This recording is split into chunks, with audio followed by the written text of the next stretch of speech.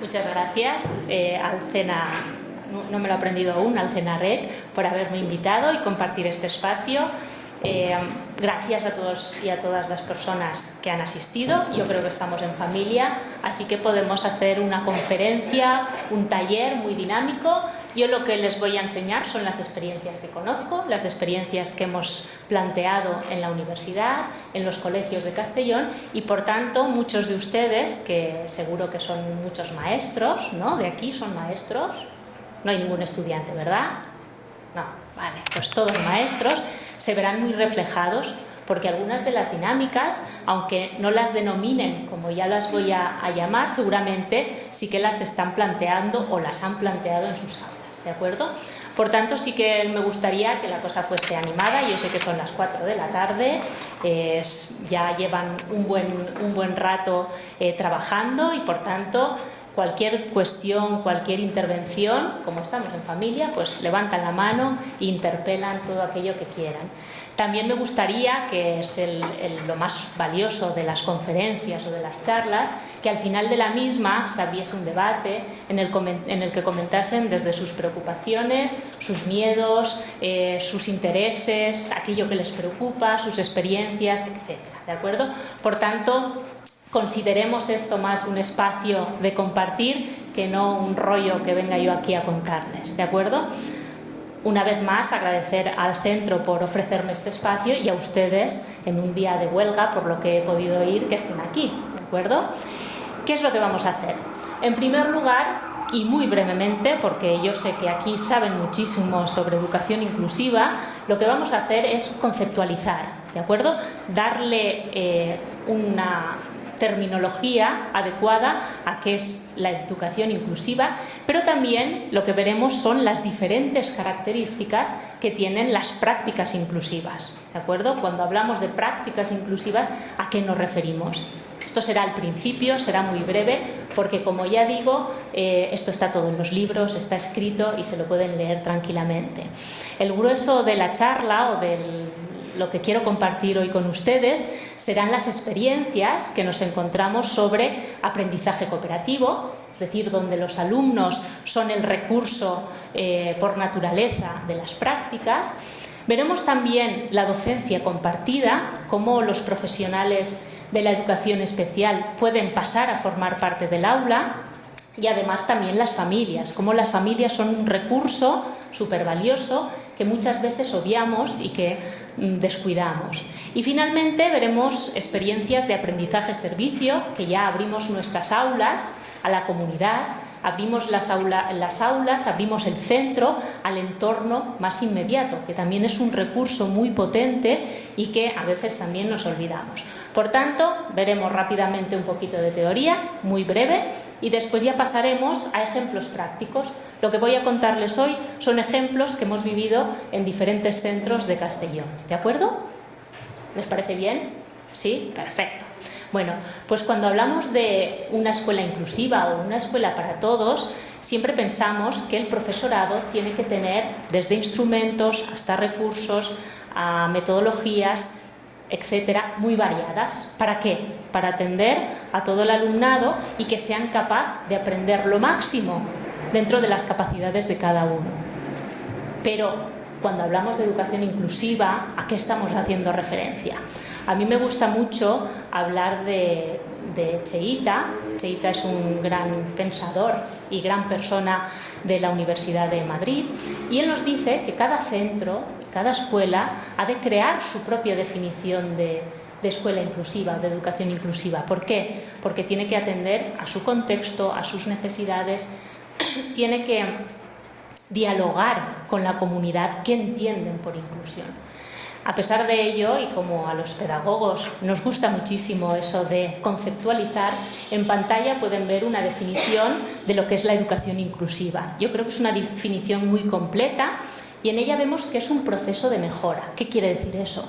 Que continuamente tenemos que ir avanzando, es decir, no llegamos a una meta y decimos ahora somos inclusivos plenamente. No, es un proceso, es un camino largo y que continuamente tenemos que ir mejorando. Además, la premisa básica, como saben, es acoger a todo el alumnado, teniendo en cuenta y viendo la diversidad como algo positivo, como un enriquecimiento, ahora veremos. Además, también esa transformación hacia escuelas inclusivas requiere de la participación de toda la comunidad educativa.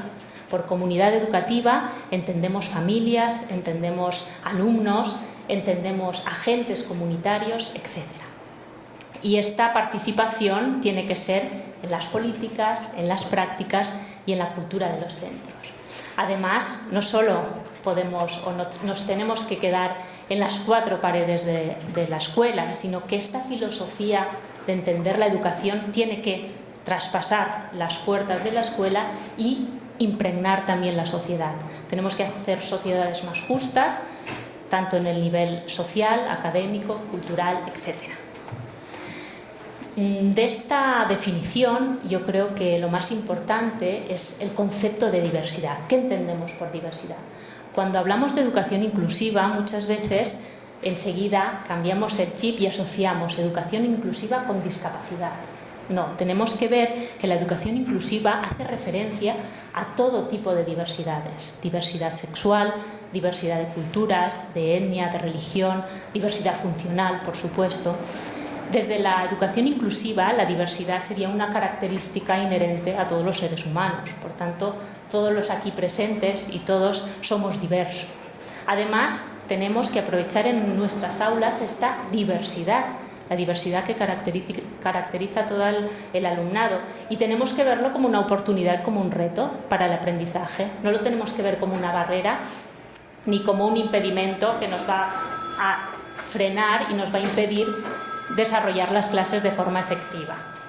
Además de este concepto de diversidad, también nombraría yo las 3 dimensiones que se trabajan en el Index for Inclusion, que serían la cultura, que haría referencia a quiénes somos y cómo nos ven, es decir, a los valores, a los objetivos que tenemos como escuela, las políticas, que sería cómo nos organizamos, qué tiempos tenemos, qué espacios dedicamos a la formación, por ejemplo. Revisamos los documentos de centro, no los revisamos. Y finalmente a las prácticas. Las prácticas harían referencia a cómo enseñamos y cómo aprendemos. En la sesión de hoy vamos a centrarnos en la última de las dimensiones. Por supuesto, las demás también son importantes, pero no da tiempo a verlas todas. Si tuviésemos que definir o hacer una foto de lo que sería una aula inclusiva, tendríamos una serie de características. Por ejemplo, entre ellas destacamos que todo el alumnado ha de estar presente y aprender dentro del aula. En las escuelas inclusivas, eso de que el profesor de educación especial coge a un grupito de alumnos y se los lleva fuera, no sería del todo correcto. Tendría que ser el profesional de apoyo el que entrara dentro del aula y hacer el refuerzo tanto a estos niños que tienen algún tipo de dificultad o tienen competencias más bajas, como al resto de la clase. Ya veremos cómo en la docencia compartida. Además, tendríamos que diseñar un currículum que respetara las características individuales de cada niño. ¿Cómo se hace esto? Pues con objetivos amplios más que con contenidos muy detallados. Además, también tendríamos que optimizar los recursos. A veces nos quejamos de que no tenemos recursos, pero no vemos que a nuestro alrededor tenemos muchísimos recursos. No se trata tanto de cantidad, sino de gestionarlos de forma adecuada. Con ello no quiero decir que no se destinen recursos a la educación, por supuesto. Además, también que todo el alumnado participe en las decisiones que se dan en el aula, desde los procesos de evaluación hasta cualquier actividad que se realice, las normas de aula o cualquier actividad que nos venga a la cabeza. ¿Por qué? Porque así se apropian de ellas. Además también, y yo creo que eso es básico y siempre lo remarco, sería empezar de los conocimientos que los docentes ya tienen. Los profesores hacen prácticas en sus aulas fantásticas. Lo que pasa es que se quedan en las 4 paredes y no salen de ahí. No se expanden al mundo. Yo creo que eso es un defecto que tenemos o que se tiene en la profesión docente, que no se valora uno mismo lo que hace. Muchas veces pensamos que estamos haciendo lo que toca hacer y no, estamos haciendo cosas muy positivas, que tienen mucho sentido y que ayudarían a los otros. Además, también tendríamos que evaluar cuáles son las barreras para el aprendizaje y la participación. ¿Cómo lo podemos evaluar? Desde haciendo observaciones en el aula hasta que otros compañeros nuestros viniesen a nuestra aula a observarnos. ¿Cuántas veces, si invitamos a nuestros compañeros a nuestras aulas para que nos critiquen, vemos cómo hacemos cosas que somos inconscientes? A lo mejor siempre le damos la espalda a un niño que le cuesta más. Pues estas cosas se detectan a través de la observación de los otros. Además, también, como he dicho, tendríamos que abrir la escuela al entorno, con dinámicas como el aprendizaje-servicio. Y también utilizar métodos que utilicen a los alumnos como redes de apoyos naturales, como el aprendizaje cooperativo o la tutoría entre iguales, ¿de acuerdo? Esto sí que me gustaría remarcarlo porque es lo que veremos ahora. Después de todo este rollo que les he dado y que muchos y muchas ya sabían, porque esto ya tiene tiempo, a pesar de que aún estemos intentando que en las aulas seamos más inclusivos, lo que vamos a ver ahora son diferentes prácticas relacionadas con el aprendizaje cooperativo, la docencia compartida y el aprendizaje-servicio.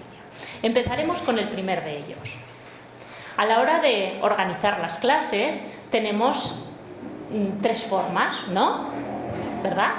Las tenemos: el aprendizaje competitivo, el individual y el cooperativo. Yo siempre digo que como esta sociedad ya es tan competitiva y tan individualista, en las aulas debemos fomentar el último, el aprendizaje cooperativo. En el caso de las actividades competitivas, siempre, si yo lo consigo, es porque los otros no lo han conseguido, ¿de acuerdo? En las individuales se trata de que se está con los otros, pero no se trabaja con ellos. Pero en cambio, si hablamos de las actividades cooperativas, no se puede tener éxito si mis compañeros no lo tienen. Aquí quería poner la foto del equipo de fútbol femenino de Costa Rica, pero como aún no sé cuál es, yo digo, no voy a poner ninguno porque igual puedo herir alguna sensibilidad y no se trata de eso. Les he puesto una foto de los castellets, que son figuras humanas, y aquí se ve muy claramente cómo si yo no tengo éxito, mis compañeros tampoco, ¿de acuerdo? Por tanto, creo que es un ejemplo muy gráfico, al igual que los equipos de fútbol, ¿de acuerdo? Por tanto, yo creo que en la sociedad actual estamos muy necesitados de esta cooperación, de este aprendizaje cooperativo. ¿Por qué? Porque si conseguimos que los alumnos aprendan juntos y aprendan que pueden aprender juntos, parece un trabalenguas esto, que pueden estar juntos, que pueden vivir juntos, es decir, que pueden convivir, a pesar de sus diferencias, seguramente tendremos un futuro mejor. Por tanto, desde aquí yo apuesto por el aprendizaje cooperativo como mecanismo para mejorar no solo la convivencia de las aulas, sino después la convivencia en la sociedad. Pero si hablamos de aprendizaje cooperativo, ¿a qué hacemos referencia cuando nos viene a la cabeza el aprendizaje cooperativo? Pues bueno, el aprendizaje cooperativo sería un conjunto muy amplio y heterogéneo de métodos de enseñanza, muy estructurados, es decir, que tienen unas pautas muy fijas, en la que los estudiantes trabajan en grupos, juntos, y se ayudan mutuamente para resolver tareas académicas. Además, cooperación hace referencia a trabajar juntos para conseguir objetivos comunes, objetivos compartidos. Por tanto, obtener resultados beneficiosos para sí mismos, pero también para sus compañeros, ¿de acuerdo? Por tanto, tenemos, cuando hablamos de aprendizaje cooperativo, una doble responsabilidad, pero también una doble finalidad. Por tanto, los alumnos, cuando trabajan de forma cooperativa, tienen la responsabilidad de aprender ellos realmente lo que les dice el profesor y contribuir a que sus compañeros también lo aprendan, ¿de acuerdo? Además, también tiene una doble finalidad. No se trata solo de que aprendamos contenidos escolares como matemáticas, que es muy importante, lengua, etcétera, sino también tenemos que aprender a trabajar en equipo. ¿Por qué? Porque desgraciadamente nadie nos ha enseñado a trabajar en equipo y después cuando salimos al mundo laboral o salimos a la calle, tenemos que interaccionar con personas y esto es un déficit que yo creo que no se trabaja en las aulas o se trabaja muy poquito, el trabajo en equipo. Por tanto, estaríamos hablando de cooperar para aprender, pero también aprender a cooperar. Por tanto, tendríamos estos dos elementos. En el material muy valioso de Pere Pujolàs, que es un profesor de la Universidad de Vic de Cataluña, nos plantea 3 ámbitos de intervención para implementar el aprendizaje cooperativo en el aula. El primero de ellos sería el apartado B, se ve bien, sí, que sería la cohesión de grupo. No podemos empezar a trabajar con los grupos si no generamos un buen clima de aula, si no generamos una cohesión, si no conocemos al otro. Por tanto, al principio de todo, para iniciar el aprendizaje cooperativo, tendríamos que hacer dinámicas de este estilo. Ahora haremos una y veremos el sentido que tiene.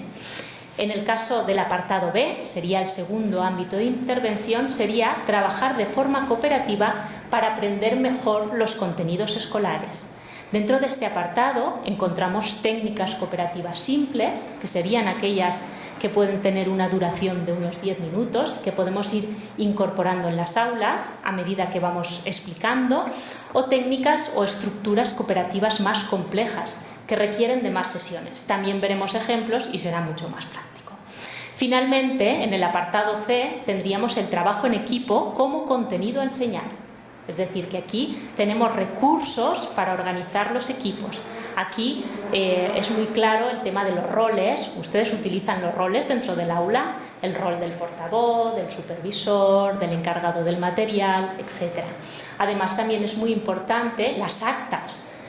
Cuando estamos trabajando en equipo, es importante que los alumnos recojan acta de aquello que están haciendo, de lo que ha ido bien, de lo que ha ido mal y de los diferentes acuerdos a los que llegan. Por tanto, veremos brevemente, porque tampoco hay mucho tiempo, algunas técnicas concretas de estos niveles. El primero de ellos sería la cohesión de grupo. Es básico preparar y sensibilizar al alumnado para trabajar en equipo, ¿de acuerdo? Tenemos 2 estrategias. Yo, si les interesa mucho el tema, hay un manual, hay un librito que está online y que es gratuito y les puedo pasar toda la documentación. Por tanto, si quieren, no hace falta ni que tomen notas. El mundo de colores. Vamos a hacer, como no tenemos el material que nos hace falta, vamos a simular esta actividad. Por tanto, ahora quiero que cierren los ojos, todos y todas, y que piensen que les voy a pegar un sticker de estos que se utilizan en los coles, de color rojo, de color verde, azul, que tiene diferentes formas, triángulos, rectángulos, ¿vale? Cada uno tendría el suyo. Y a uno de ustedes no les pegaría nada, le haría el gesto, pero no pegaría ningún sticker, ¿de acuerdo? Piénsenlo. Ahora abran los ojos y la orden sería que se agrupasen sin hablar. ¿Cómo harían los grupos? ¿Alguien se atreve? Por el color. ¿Qué más cosas? Por la forma. Color, forma, siempre. ¿Qué le pasaría a la persona que no tiene sticker en la cabeza, en la frente? ¿Cómo se sentiría? Perdido. ¿Alguien querría hacer grupo con él o con ella? No, ¿vale? Bueno, esta es una dinámica muy bonita que se puede hacer a todos los niveles, desde niveles de infantil hasta niveles de universidad, y en ella rescatamos una serie de conceptos, ¿vale? ¿Qué es lo que pasa? Cuando hacemos los grupos siempre tendemos a hacerlos de forma homogénea. ¿Por qué? Siempre nos sentamos con las personas que son más afines a mí, que piensan como yo, que son muy parecidas a mí. Por ejemplo, no sé si les ha pasado, que seguro que aburrido es discutir con alguien que piensa de política igual que yo, ¿no? Y qué divertido es cuando uno se enzarza a discutir de política con alguien que no piensa como tú. Por tanto, siempre es importante que si nos agrupamos con aquellas personas que piensan como yo, que son iguales que yo, que son muy semejantes, se empobrecen los discursos, ¿de acuerdo? Eso seguro que lo han vivenciado y lo han pasado y es una realidad. Además, también de forma involuntaria, siempre tendemos a discriminar al que es diferente. Seguramente la persona que no tiene sticker, seguramente no, porque esta dinámica la hemos planteado muchas veces, siempre te dice que lo pasa fatal porque se quiere unir a los compañeros y los compañeros le retiran. ¿Por qué? Porque no lleva nada en la cabeza. Por tanto, es una forma de empatizar con el resto de compañeros que sufren algún tipo de discriminación, y también para ver y para evitar que los grupos tenemos que hacerlos de formas diferentes, tenemos que tratar de que cada vez trabajen con personas diferentes, precisamente para enriquecer los aprendizajes. También se da una cosa muy curiosa, y es que se ve la dinámica de funcionamiento de los grupos y de las personas. ¿Quiénes piensan qué harán los líderes? ¿Qué hacen? ¿Cuál es su función?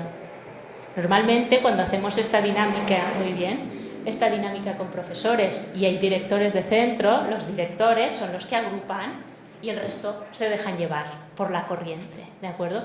Pues eso también es muy importante porque nos da... ¿Se oye? Ahora se oye, sí. Nos da información sobre cómo funcionan los grupos, y eso como docentes también tenemos que detectarlo. ¿De acuerdo? Por tanto, hay muchísimas más técnicas y dinámicas que seguro que muchos de ustedes conocen, pero esta sería una para evidenciar eso, la potencialidad de la diversidad y la discriminación. ¿Qué más aspectos o más técnicas conocemos? Bueno, ahora les voy a presentar dos técnicas que son del apartado B, si recuerdan, técnicas o estructuras cooperativas complejas. Seguro que la de puzzle de Aronson me suena de algo, o si no, ahora cuando la vaya relatando, seguro que dicen, pues yo también la he utilizado. Y veremos también la tutoría entre iguales. Para realizar la técnica del puzzle de Aronson, lo que tenemos que hacer es dividir la clase en grupos de 4 o 5 personas, ¿de acuerdo? Además, el material que tenemos o que vamos a trabajar lo fraccionaremos también en tantas partes como miembros tenga el equipo. Esto sería el grupo puzzle. Todos los integrantes del equipo que han estudiado el mismo subtema, a su vez, forman un grupo de expertos. Ahora veremos un ejemplo y enseguida lo verán. Y, a continuación, ese grupo de expertos retorna a su grupo puzzle o grupo base para explicar aquello que ha aprendido en el grupo de expertos. ¿De acuerdo? Para muestra, un botón. Les voy a contar un ejemplo relatado por una niña. ¿De acuerdo? Mucho más que aprender letras. El principio. Todo empezó un día que estábamos hablando como los mayores.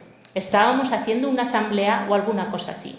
Hablábamos todos, niños, niñas y maestra, de cosas bonitas, y nos contábamos cosas y también decíamos lo que nos gustaba y lo que no. De repente apareció la palabra corazón y alguien dijo que le gustaría saber por qué hace pom, pom, pom.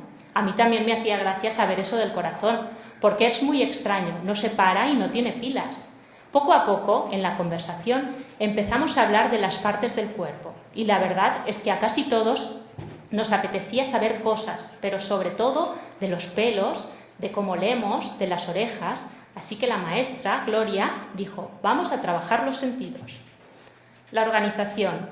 Nos dividimos en 5 equipos. No sé si la maestra lo había pensado, pero fuimos justitos. En cada equipo éramos 5. La maestra decía que éramos 5 porque los sentidos también son 5. Después nos dio una tarjeta a cada uno de los miembros del equipo. Eran todas diferentes, pero muy bonitas. Había dibujada la oreja o la nariz o el ojo. Cada uno tenía su tarjeta y tuvimos que hacer otra vez grupos con las personas de los diferentes grupos que había escogido el mismo dibujo. Ahora éramos los expertos. Estas son las tarjetas. Estos son los grupos puzzle. Y ahora eran los grupos de expertos. El material. Para el siguiente día de clase tuvimos que llevar libros, recortes de revistas, dibujos de casa que hablaran sobre los diferentes sentidos. En clase la maestra también había preparado algunos libros de la biblioteca, libros de texto y algunas imágenes que había obtenido de internet. Cada uno de los grupos de expertos empezamos a mirar todo el material, el nuestro y el de la maestra, pero teníamos un problema. Aunque algunos compañeros ya sabían leer, no nos enteramos demasiado de lo que pasaba, así que las maestras nos ayudaron a sacar la información. Y también fuimos maestros.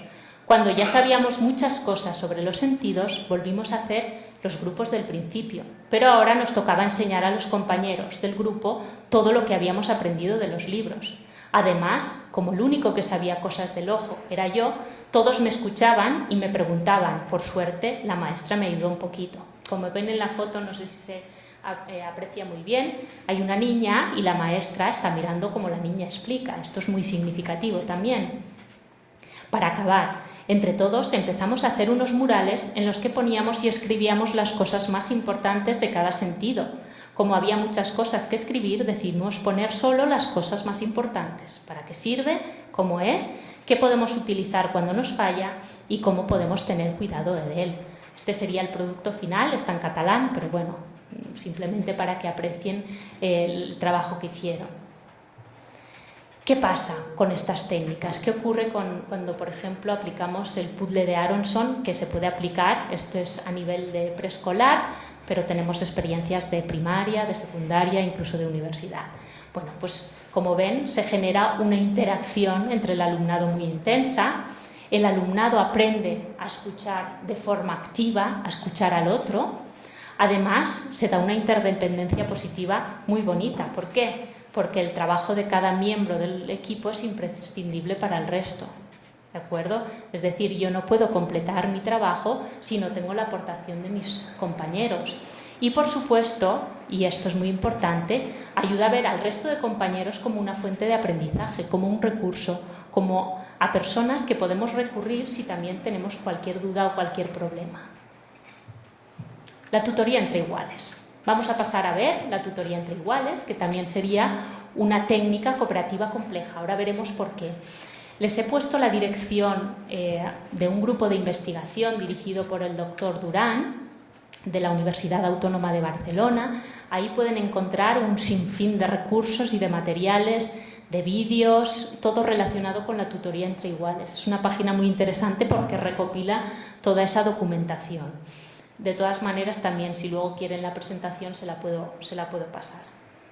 Pero ¿qué entendemos por tutoría entre iguales? Yo estoy segura que ahora, a medida que vaya relatando lo que hace referencia, dirán, bueno, pues yo eso también lo aplico en mis aulas, o cuando yo era estudiante también lo aplicaban conmigo, ¿de acuerdo? La tutoría entre iguales es un método de aprendizaje cooperativo que tiene dos componentes. Por una parte está el tutor, que es la persona que enseña, es el alumno que enseña, y por otra el tutorado, que es el que recibe esa enseñanza.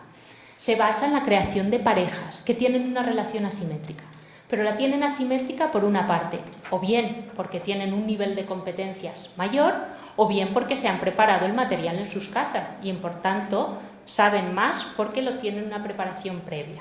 Tienen un objetivo común, el trabajo conjunto, y además se planifica de forma externa por el profesor. Es decir, cuando hablamos de tutoría entre iguales no hacemos referencia a eso de que como fulanito o como este niño es muy rápido y acabado, va a ayudar al compañero. No, se trata de una metodología mucho más sistematizada, que requiere de una planificación y preparación previa. Tenemos dos tipos. Encontramos la tutoría entre iguales recíproca, en la que los roles se intercambian, ¿de acuerdo? Es decir, que yo una sesión haré de tutora, pero la otra sesión tendré la oportunidad de hacer de tutorada, ¿de acuerdo? Normalmente se da en la misma clase, en el mismo grupo de aula. Por su parte, tenemos la tutoría fija. Es aquella en que los roles no se intercambian, por tanto, yo voy a ser siempre el tutor y nunca voy a cambiar el papel. Y además, siempre las parejas se suelen hacer teniendo en cuenta las competencias académicas, es decir, el alumno más competente se empareja con el que tiene unas competencias menores. En cambio, en la recíproca, las competencias han de ser similares.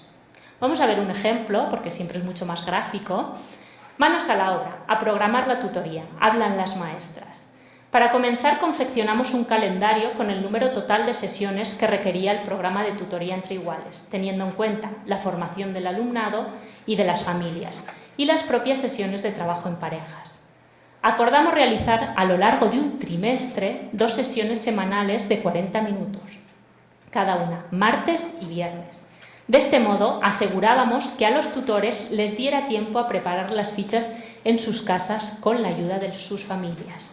Piensen también que cada contexto y cada escuela tiene que adaptar estas estrategias. A lo mejor hay centros en los que la participación de las familias es muy baja, pues buscaremos recursos y estrategias para evitar esto, para paliarlo más que para evitarlo. La asignación de parejas debía realizarse antes de la formación del alumnado. Teníamos dos grupos.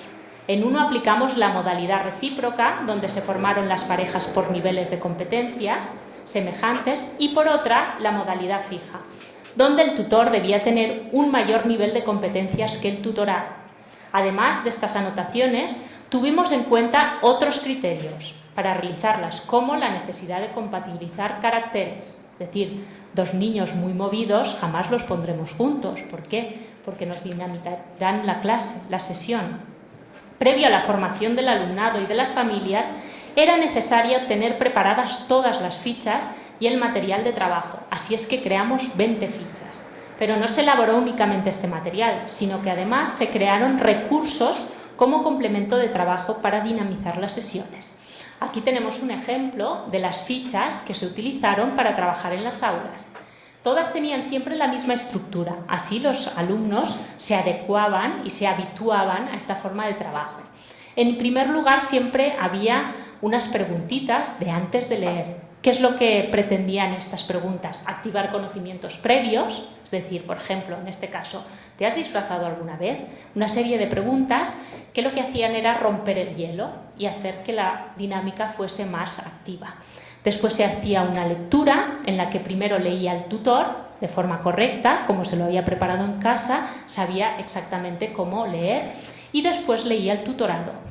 Y el tutor tenía que estar pendiente de que no hiciera ningún error.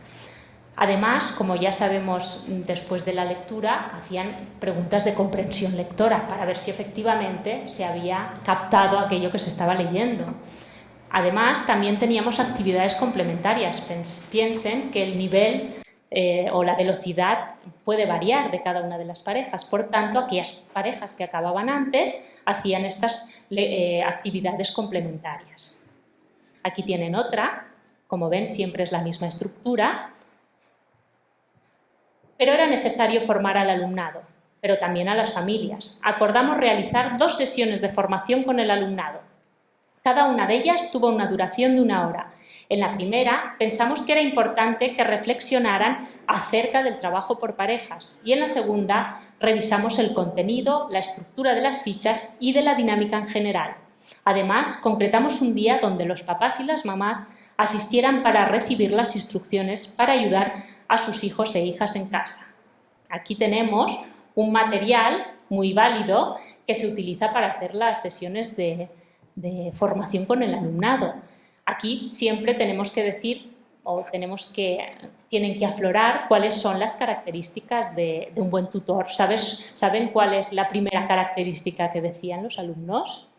¿Cuál piensan de las que hay ahí? ¿Se les ocurre alguna? La paciencia. Siempre decían, para ser tutor hay que ser muy paciente. ¿De acuerdo? Esto era una característica o un rasgo fundamental para ellos. Además, por supuesto, el tutorado tenía que ser respetuoso, estar motivado, etc. Estas fichas las haríamos en tamaño póster para que las tuviesen presentes a lo largo de las sesiones. Además, también es importante ver qué beneficios tienen. Es decir, que cuando les expliquemos a nuestros alumnos que van a trabajar por parejas, tienen que ver que eso les va a ayudar tanto en su aprendizaje como en cualquier competencia, por ejemplo, a la hora de hablar en público, o que estudiarán 2 veces, ¿no? Porque irán más preparados al examen. Algunas de estas características o beneficios las dijeron los alumnos que participaron en las sesiones de formación. Además, también este es un material muy importante. Ya saben que los niños, cuando ven que su compañero se equivoca, son muy impulsivos y enseguida les dicen, te has equivocado aquí, ¿de acuerdo? Y no les dejan tiempo para pensar. Por tanto, creamos este material para que ellos mismos, los tutores, interiorizaran que cuando detectaban un error tenían que dejar tiempo a sus compañeros para que pensaran. Además, les tenían que dar pistas. Esto al principio cuesta mucho, pero después ya no les hacía falta este cartel. ¿Por qué? Porque lo habían interiorizado todo. También utilizamos un diccionario de elogios. Cuando el tutorado hacía las cosas bien, siempre se le tenía que reforzar positivamente con una palabra bonita, ¿vale? Este diccionario se construía o se construye en las sesiones de formación. Por ejemplo, si así lo estás haciendo muy bien, se va completando a medida que los niños y niñas van dando sus elogios. Las sesiones transcurrieron con mucha normalidad, nunca tuvimos ningún incidente grave, únicamente problemillas del tipo Juan no ha venido, ¿con quién me pongo? Y entonces nos tocaba hacer tríos, o se me ha olvidado la ficha en casa, ¿qué hago? Donde tras una reflexión con el tutor le hacíamos ver las repercusiones negativas que tenía en el tutorado no haber preparado y conveníamos que hicieran la ficha conjuntamente. Pero los alumnos, ¿qué decían? A nosotros, como tutores, nos ha gustado mucho que nuestra pareja nos haga caso e incluso hemos podido mandarles, eso les encantaba. Es muy grato el poder prestar ayuda y el poder enseñar y ver cómo esta experiencia hace que hayamos adquirido un aprendizaje más profundo de la materia, tanto nosotros como nuestros compañeros tutorados. A nosotros los tutorados nos ha gustado mucho estar con nuestra pareja y sobre todo el hecho de que si en algún momento no sabíamos alguna cosa, nuestras parejas nos la decían en el momento, era muy rápido. Nuestros tutores nos lo han explicado todo y eso nos ha posibilitado aprender muchas cosas a través de esta forma de trabajar. No les he comentado que al final de las fichas había un diario de la sesión, está ahí. Como ven, tienen que reflexionar de forma conjunta qué he aprendido hoy. Pues uno de los aprendizajes de un niño era estar atento y también qué he de mejorar. Evidentemente aquí pone la letra, son alumnos de tercero, ¿de acuerdo? Por tanto, se van revisando ya sus propios aprendizajes y van viendo en qué cosas tienen que mejorar. También la sesión de hoy ha ido bien, regular o mal, también iban marcando. Por tanto, hay muchas ventajas tanto académicas como sociales en el caso de la tutoría entre iguales. Sobre todo, se han hecho muchos trabajos con alumnado autista, que también ha hecho este papel. También se ha trabajado con alumnos, por ejemplo, en nuestra experiencia, alumnos que tenían o que estaban etiquetados con necesidades educativas especiales. Se les dio la oportunidad de hacer de tutores, es decir, la tutoría recíproca, y su conocimiento y su autoconcepto, porque también se midió el autoconcepto, dio un estirón, es decir, aumentó muchísimo. ¿Por qué? Porque se veían capaces de enseñar. Además, también pues los alumnos son conscientes de aquello que no saben, porque les hacemos reflexionar y también, como se tienen que preparar las fichas, también detectan aquellas lagunas que no tienen o que no poseen. ¿Cuáles son las consideraciones generales que tenemos que tener en cuenta a la hora de plantear el aprendizaje cooperativo? Pues lo primero de todo es ir poco a poco, ¿de acuerdo? Es decir, ir probando, ir testando, ir trabajando, si recuerdan el círculo, el apartado A, la cohesión de grupo. Cuando consigamos generar ese clima de aula válido, ya podremos empezar a plantear estructuras cooperativas simples y complejas, ¿de acuerdo? Además, también el papel del docente es fundamental. Tiene que ir supervisando y revisando el funcionamiento de las parejas, de los grupos, etc. Bueno, ahora vamos a pasar a la docencia compartida. Ya me queda poco y luego ya podemos empezar a hablar entre todos y todas. Por una parte, de esto voy a ser mucho más breve. Vamos a hablar de la docencia compartida con otros profesionales. Les he dejado una referencia de un libro que es fantástico, que es el libro de Teresa Huguet, Aprender juntos en el aula, en la que nos da muchas pautas y muchas pistas para que el profesor del aula ordinaria, el profesor regular, trabaje con el profesor de educación especial. ¿De acuerdo? Es un libro muy, muy bueno. En este caso, cuando hay dos docentes en el aula, la ayuda, como he dicho antes, está a disposición de todo el alumnado. ¿Qué quiere decir eso? Que los alumnos no salen del aula. ¿Y qué consecuencias tiene eso? Pues que se evita que se etiqueten, ¿de acuerdo? Todos tenemos y todas la experiencia del grupito, cuando llega la maestra de educación especial, se lleva al grupito detrás y siempre, queramos o no, se crea una etiqueta. ¿Por qué? Porque son los alumnos que más les cuesta. que en mi país siempre los burros, ¿no? Los que se van con el profesor para que les refuerce, y también existe una desresponsabilización por parte del maestro tutor. Como tiene a su compañero que se va a encargar de ellos, yo ya me olvido de ellos. ¿De acuerdo? Por tanto, desde la docencia compartida lo que se pretende es eso, cambiar las estructuras y que sea el profesor de apoyo el que entre dentro del aula. ¿Por qué? ¿Por qué planteamos esto? ¿Es una moda? No, porque tiene muchos beneficios. ¿Qué beneficios tiene? Pues que facilita que los compañeros vean a los alumnos que a lo mejor tienen un nivel de competencias inferior o que les cuesta un poquito más, como uno más, como una persona más dentro del grupo clase. Además, facilita eso, la inclusión de todo el alumnado y favorece que se acepte la diversidad como algo común, ordinario y como la normalidad. Es decir, todos somos diferentes, diversos y en algún momento de nuestras vidas pues nos costará más aprender unas cosas que otras. ¿Cómo se planifican las sesiones? En el libro que les he dicho de Teresa Huguet encontrarán fichas fantásticas que les ayudarán a reflexionar sobre todo lo que se tiene que tener en cuenta a la hora de planificar docencia compartida. No se trata de decir, entra en mi clase y te sientas con los que tienen más dificultades y ya está. No, porque eso también sería una forma de exclusión dentro de la misma aula. Por tanto, es importante que los docentes pacten qué se hará en cada momento, ¿vale? ¿Cuál será la función de cada uno? Además, también, cuál es el nivel de participación de cada uno. Aquí, por ejemplo, puede ser protagonista perfectamente el profesor de apoyo. No tiene por qué ser siempre el profesor del aula ordinaria el que se encargue de toda la sesión, sino que puede ser una sesión compartida. Además, los dos profesores, por supuesto, se encargan, se responsabilizan de aquellos alumnos que tienen más barreras para el aprendizaje y la participación. Es decir, tenemos 4 ojos y no 2. 4 ojos siempre ven más que 2. Y además, siempre, súper importante, en cualquier proceso, se han de valorar las sesiones, cómo han ido, si han ido bien, qué ha fallado, qué aspectos se tienen que mejorar. Siempre la profesión del docente se tiene que ver como un investigador, como una persona, un profesional que siempre está investigando y reflexionando sobre la propia práctica. Además, pueden consultar esa hoja de acuerdos para las sesiones con apoyo que les digo que aparece en el libro.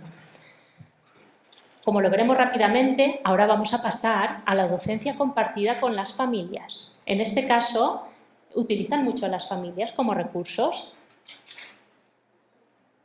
¿No? ¿Por qué? ¿Por qué no se utiliza, entre comillas, a las familias?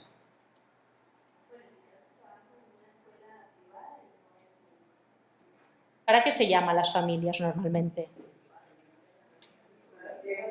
¿Para dinero?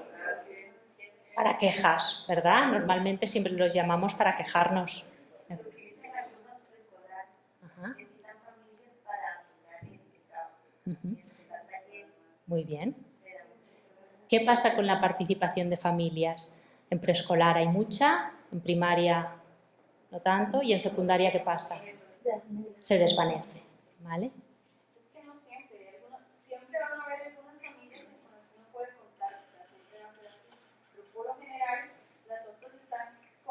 Evaluando el trabajo del docente o de la institución, que sienten que es responsabilidad de la institución que el estudiante esté bien, ¿verdad? Y no se sienten como parte del proceso, se sienten que no, que ellos exigen, ¿verdad? Entonces tal vez uno quiere que sean cooperativos, pero no, ellos sienten que es responsabilidad de la institución y del docente sacar adelante a los chicos. No con todas las familias se puede hacer. Normalmente, y siempre por ejemplo, les hablo de la realidad de Castellón, de donde soy yo, que es la que conozco. Muchos maestros también nos dicen eso, es que vamos a llamarlos y es que no van a venir. Y es que van a venir a evaluarnos, tienen miedos. Pero realmente, cuando les llaman, acuden. Lo que pasa que, claro, a veces tenemos que ser conscientes de que no podemos llamarlos a las 7 de la tarde, a lo mejor cuando están trabajando, o a las 5. También tenemos que ser ingeniosos y tratar de buscar aquello que les incentive. A lo mejor pues hacer una merienda para que vengan y que coman y que compartir con ellos ese espacio. Es decir, se trata de buscar estrategias para que las familias acudan a las aulas. De formas de ayuda familiar hay muchas, como ustedes han dicho, los talleres, ¿no? Participar en actividades más concretas, los disfraces, que es muy típico, ¿no? Ayudarnos a hacer disfraces, participando en sesiones de clase, eso ya no es tan común, suele ser común en preescolar, pero a medida que avanzamos ya la cooperación y la colaboración con las familias se desvanece. Pero también hay una metodología o una forma de organizar el aula que son los grupos interactivos, ¿los conocen? ¿Les suenan?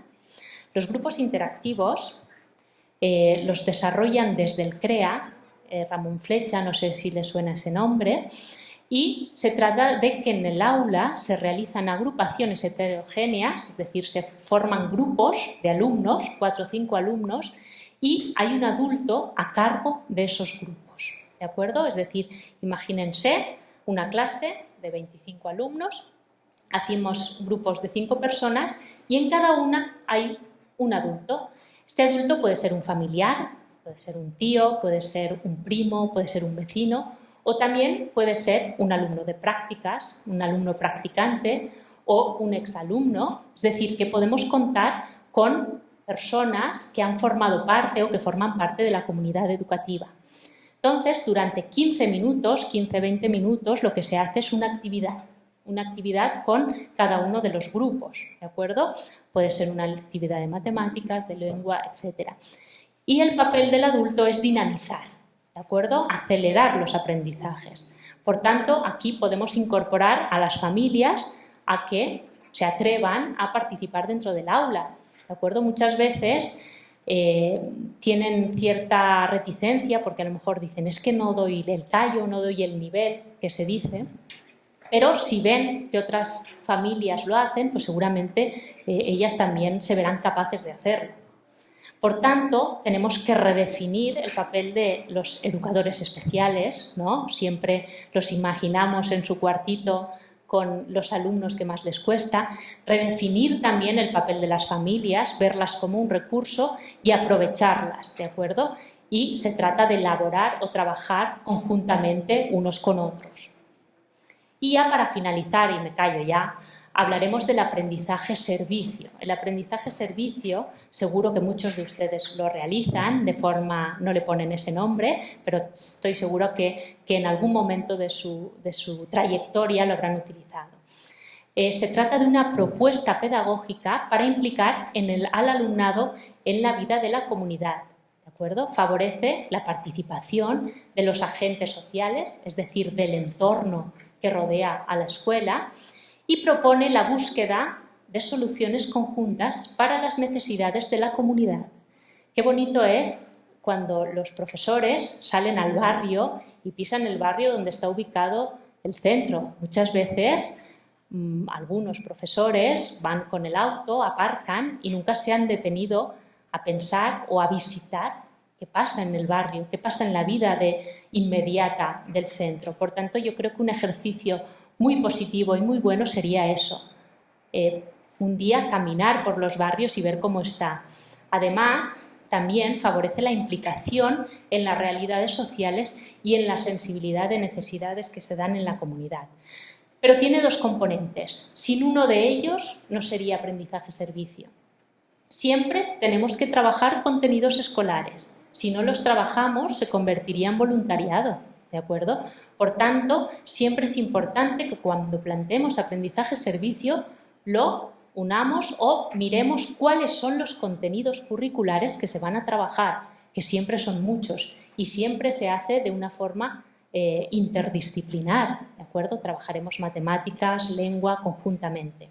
Pero también, por otra parte, tiene que estar la pata de la intencionalidad solidaria, es decir, que se presta un servicio siempre atendiendo y pactando con las necesidades de la comunidad. Hay muchísimas experiencias bonitas, preciosas, y estoy segura que muchos de ustedes tendrán, ¿no? No le habrán dicho aprendizaje-servicio, pero estoy segura que lo habrán hecho. En estas páginas web, que no sé si se ven muy bien, aparecen un sinfín de experiencias de todos los niveles, desde el nivel de preescolar hasta la universidad. Yo les invito a que buceen por estas páginas y que vean la cantidad de propuestas exitosas, y además está muy bien porque te plantean o se plantea la experiencia y además cuáles son los contenidos curriculares que se han trabajado. Hay muchísimas. Les voy a poner un ejemplo para que se hagan cuenta o se hagan una idea. Una sería la ecoauditoría, en la que la comunidad o la necesidad puede ser la propia escuela, en la que los niños de primaria emprenden medidas correctoras para el centro y para la ciudad, contribuyendo a crear un entorno urbano más sostenible. Por ejemplo, lo que hacen es medir la cantidad de luz que se gasta en el colegio, la cantidad de papel, si se recicla, si no se recicla.